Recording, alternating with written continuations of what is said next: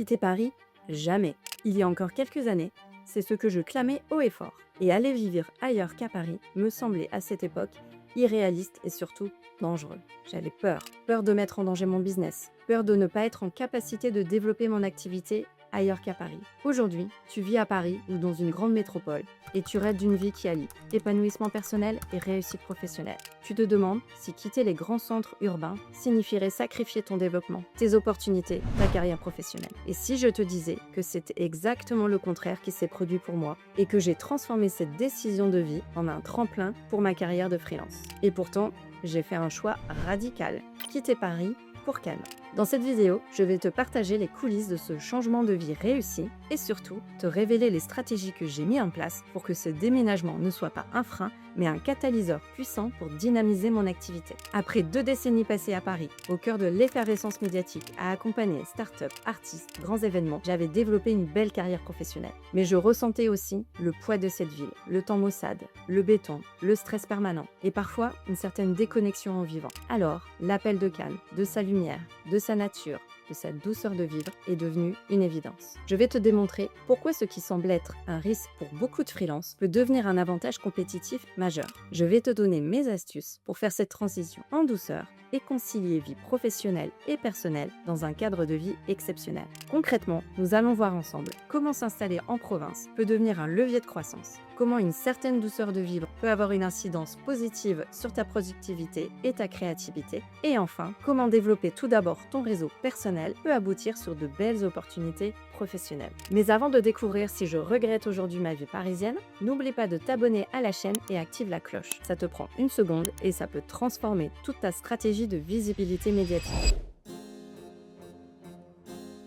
Premier atout majeur, mon déménagement a été un vrai moteur pour le développement de mon activité de freelance. Non seulement je n'ai pas perdu un seul de mes clients parisiens, mais en plus, j'ai obtenu de nouveaux clients sudistes. Les entreprises basées en province sont en effet plus promptes à travailler avec des locaux plutôt que de faire appel à des prestataires parisiens. Fini la période où il fallait forcément être basé à Paris pour vivre de son activité de freelance. On pourrait croire qu'en tant que freelance, que de commencer une nouvelle vie dans une nouvelle ville de province qui plus est, rend le développement de son activité presque impossible sans un réseau préexistant. On imagine la solitude de l'entrepreneur indépendant qui débarque sans contact à des centaines de kilomètres de ses clients et partenaires. On pense que tous les bons contrats, les projets d'envergure et les clients à forte valeur ajoutée ne se trouvent qu'à Paris. Alors qu'aujourd'hui, ce n'est plus le cas. La crise du Covid-19 et la généralisation du télétravail sont passées par là et cela a complètement redéfini les règles du jeu. Cette croyance limitante est une véritable barrière mentale pour beaucoup de freelances qui hésitent à changer de vie, craignant de repartir de zéro et de compromettre leur chiffre d'affaires. Alors que l'écosystème local, que ce soit à Cannes ou ailleurs en province, est souvent moins saturé en profils spécifiques que dans les grandes métropoles.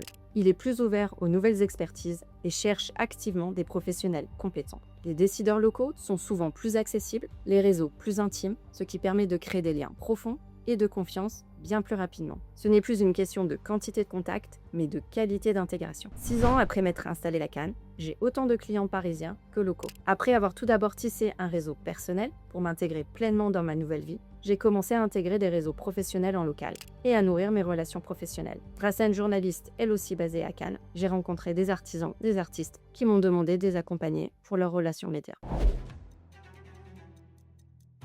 Ensuite, le cadre de vie unique de la Côte d'Azur avec ses 300 jours de soleil par an, la mer Méditerranée et sa douceur de vivre permettent une reconnexion à soi et une déconnexion professionnelle plus facile. Loin d'être des freins, ils ont été de puissants carburants pour ma productivité et ma créativité. On pourrait croire qu'en tant que freelance, tu dois être constamment sur le qui-vive, dans l'agitation du business et dans un environnement hyper stimulant pour être performant et rester compétitif. On craint qu'un cadre de vie trop doux, trop agréable, mènerait inévitablement à la perte de focus professionnel, à la procrastination, à une dilution de l'énergie. La peur de la déconnexion facile, qui se transforme en paresse, est une véritable hantise pour beaucoup d'indépendants, qui jonglent entre liberté et discipline. Alors que pour ma part, cette reconnexion à soi et ce nouvel équilibre de vie ont été un puissant catalyseur d'énergie et de créativité. Le bien-être retrouvé, la clarté d'esprit et l'inspiration puisée dans un environnement apaisant m'ont permis de produire mieux et de prendre de la hauteur. Avant, lorsque j'avais un point de blocage, une problématique qui littéralement me prenait la tête, il m'était difficile de prendre du recul, de prendre de la hauteur. Je n'avais pas vraiment la possibilité de me mettre dans une bulle de quiétude ou de dépaysement. Aujourd'hui, il me suffit de prendre mon vélo, d'aller me balader le long de la mer pendant 1 heure ou d'aller faire un saut sur la magnifique île Sainte-Marguerite pour me ressourcer, me libérer l'esprit pour y voir plus clair. Et depuis que j'habite à Cannes, je suis plus à l'écoute de mon rythme biologique naturel et je passe plus de temps en extérieur. D'avril à octobre, mes journées sont rythmées ainsi. Réveil naturellement tôt vers 6 heures. Quelques minutes après, je suis déjà sur mon vélo pour me rendre à la plage. Ma préférée, celle du Mouret Rouge, à l'est de Cannes, qui propose un sublime lever de soleil quasiment tous les matins. Mon rituel, marcher dans l'eau entre copines pendant 1 heure. La meilleure façon de commencer la journée en étant ancré, dynamisé et rempli de bonnes ondes. Généralement, 9h max, je suis devant mon ordinateur, prête à faire feu. J'essaie ensuite de m'offrir une vraie pause déjeuner, ce qui était impossible à Paris. Soit je me pose tranquille sur ma terrasse, soit à la terrasse d'un restaurant. Dans la mesure du possible, j'essaie de finir mes journées vers 18h, car ensuite, c'est l'heure de l'apéro-plage avec les copines. L'hiver, j'ai un rythme de vie plus casanier. Mais clairement, le reste de l'année, ma priorité est de passer le plus de temps possible en extérieur, dans la nature et avec des personnes qui ne sont pas forcément dans mon univers professionnel. Le travers que j'avais à Paris était de traîner généralement avec des collègues de bureau ou des personnes de mon écosystème professionnel. Et toutes les discussions étaient auto-centrées sur le travail. À Cannes, en repartant de zéro, j'ai créé un nouveau cercle proche, plus éclectique, voire très éclectique. Et ici, je me sens clairement dans une énergie plus créative, plus libre, moins cloisonné.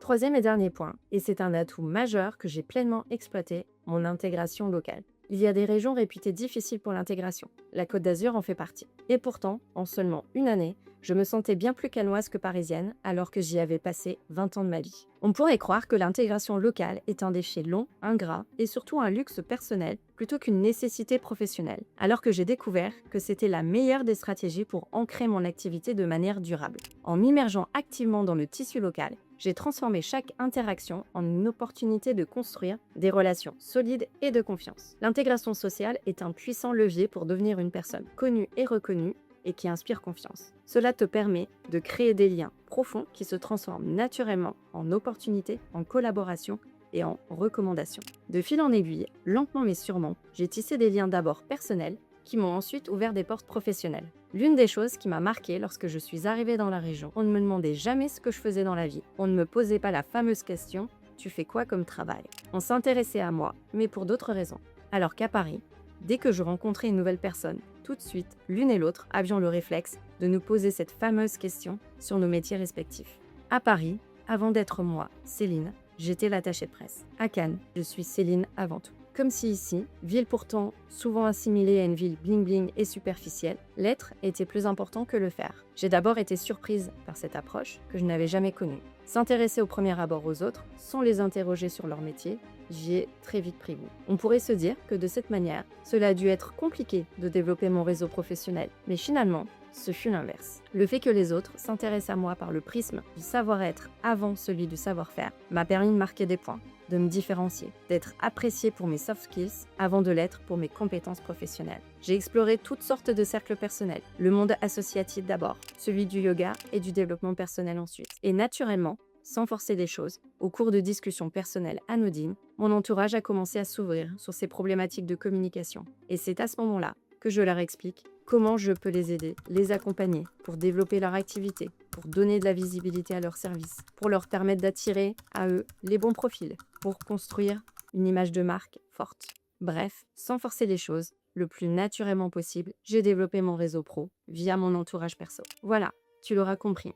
Pas une seule seconde, je ne regrette ma décision d'avoir quitté Paris, même si cela m'a demandé de la résilience et de l'ouverture d'esprit. Changer d'environnement m'a permis de me découvrir autrement, d'avoir une autre vision de mon métier et d'explorer une autre façon de travailler, plus en adéquation avec mon moi profond et mon rythme naturel. Si ce genre de vidéo centrée sur mes expériences de vie plus personnelles t'intéresse, n'hésite pas à me mettre un commentaire et à me suivre sur mon compte Instagram personnel dédié à ma vie cannoise, Do You Know Cannes. C'était Céline Rousseau et je te dis à très vite pour de nouvelles astuces médias.